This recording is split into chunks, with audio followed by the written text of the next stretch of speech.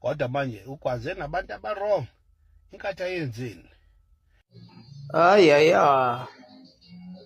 Hayi webhuti izi lento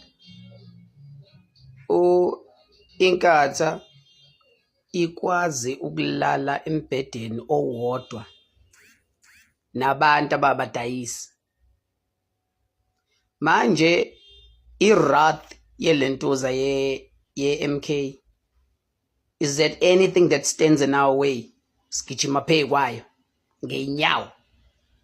Sigijima phe kwayo ngeenyawo nje straight, because at the end of the day kwakufanele ngakuthiwa wena if kuukuthi ulwela umuntu omnyama ubuye uzojoin iprogressive force, singabi khulumeni ungajahi ama-blue light, ujaha ama-blue light. At the end of the day ububona kahle ukuthi ayikhali ma-blue light laba bantu abazile ukuzosebenzela ilentuzo, abantu abamnyama bazosebenzela imarket.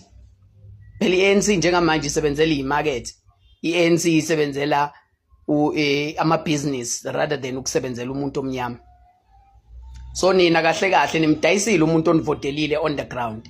We didn't betray you, we didn't gwaza you, you gwazed yourself. Inini eniyigwazile kahle kahle, nina eniyigwaze unyawo ngomkhonto. Inini enithatha umkhonto ukuthi uzoyigwa nayigwaza unyawo ngawo. So ke mzana ukuyiblame iMK. MK igijima nayo yonke into umdayisi.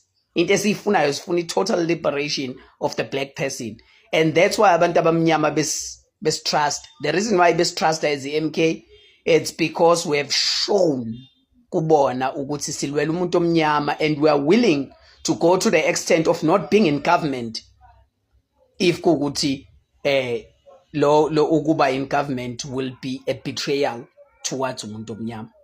I hope you understand. Danko.